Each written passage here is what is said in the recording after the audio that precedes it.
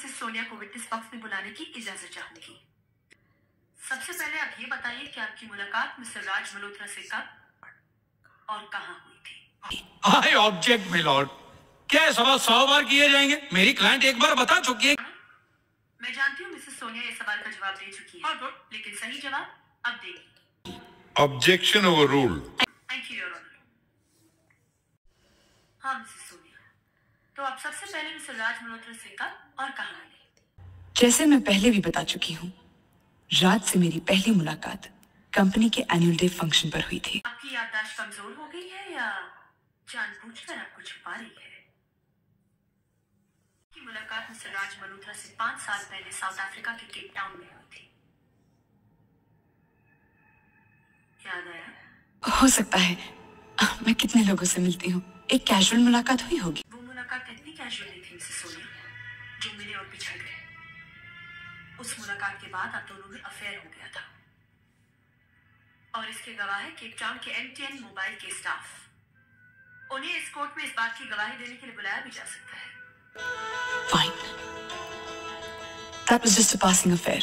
मैं बिल्कुल सीरियस नहीं थी। कमाल है, आप एक पासिंग अफेयर में भी वो सब कर बैठी, जिसे करने के लिए एक लड़की 100 बार सोचेगी। मैंने ऐसा किया क्या है मिसेस मल्होत्रा? पासिंग अफेयर में आप प्रेग्नेंट हुई और अबॉर्शन भी करवाया। ये सब झूठ है। ये सब राज मुझे सिर्फ बदनाम करने के लिए करा। This is ridiculous. मेरे पास केप टाउन की उस नर्सिंग होम की रिपोर्ट है जहां आपने अबॉर्शन करवाया।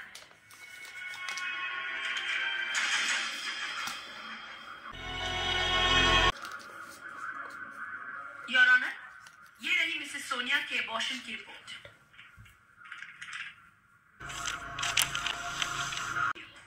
अगर मिस्टर राज के साथ आपका पासिंग अफेयर था, तो फिर वो बच्चा किसका था?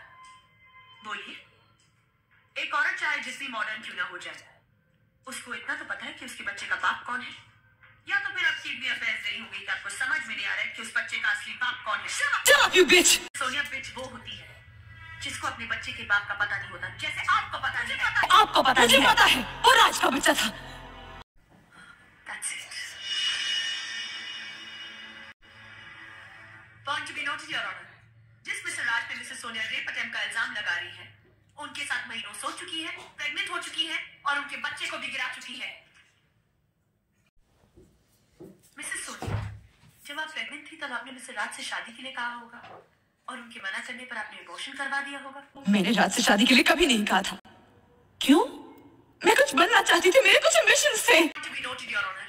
इनके एम्बिशन थे पैसा, पावर, लक्ष्य, जिसके लिए इन्होंने मिस्टर राज के प्यार को ही नहीं ठुकराया, उनका बच्चा भी गिरा दिया, और अपने एम्बिशन और पावर के लिए मिस्टर रॉय के पास जा पहुंची।